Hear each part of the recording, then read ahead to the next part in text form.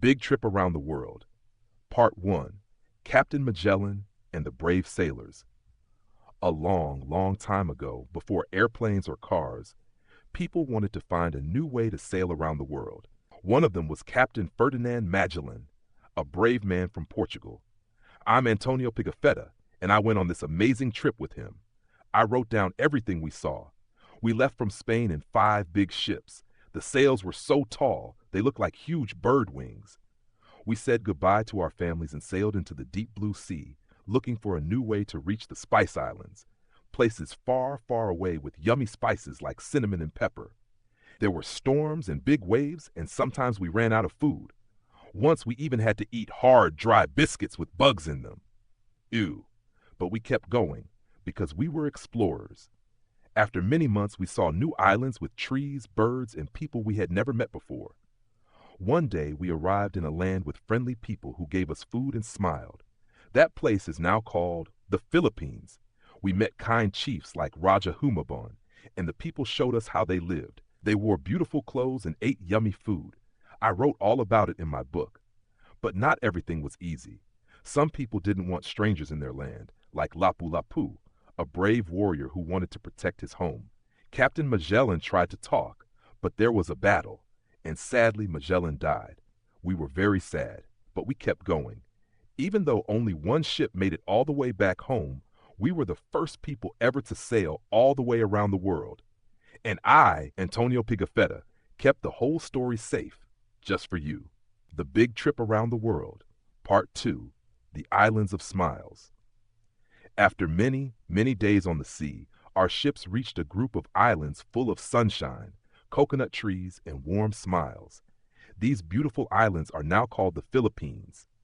We stopped at a place called Limasawa, where the people were kind and shared their food with us, fish, rice, and sweet fruits. Captain Magellan was happy and thanked them.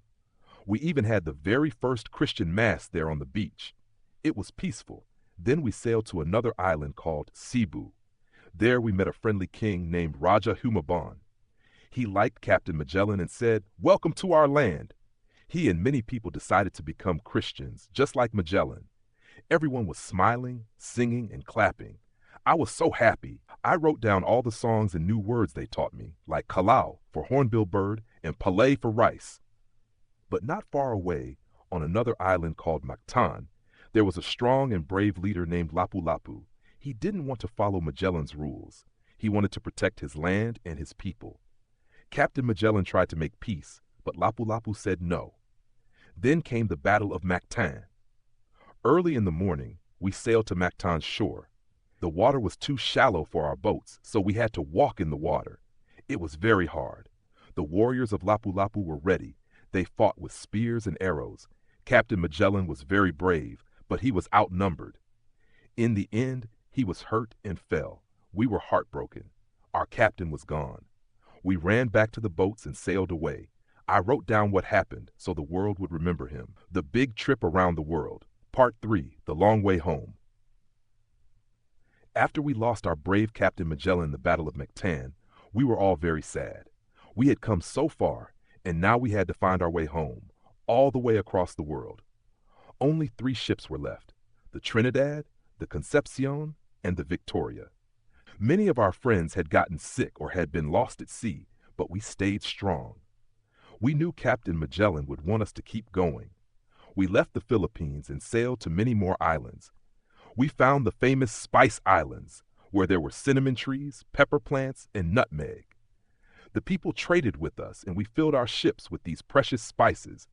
But one ship was too old and damaged, so we had to leave it behind. Now, only 2 ships remained. More storms came. One of the ships, the Trinidad, was captured by the Portuguese. Oh no, that meant only one ship, the Victoria, was left to carry us all the way back to Spain. It was hard.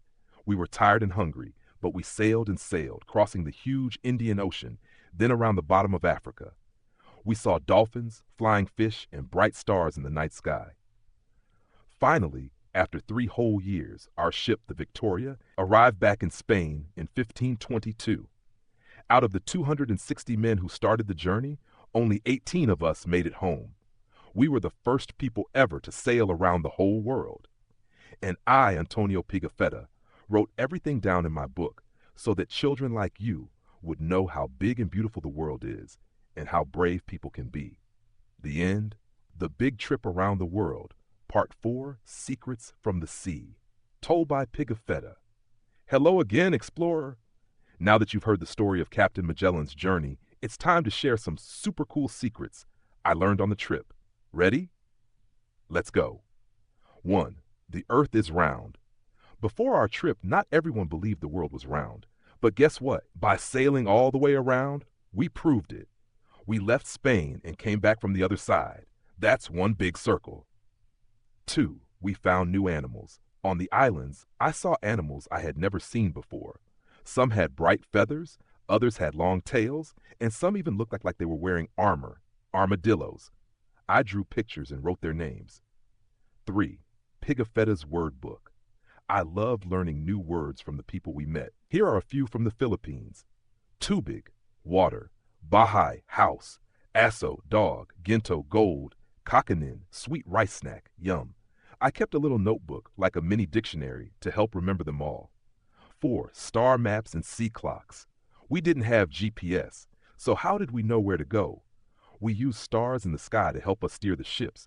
We also used hourglasses like sand timers to tell time at sea. It was like using magic. 5. We sailed for 3 years. That's longer than 100 bedtimes. We left in 1519 and came home in 1522.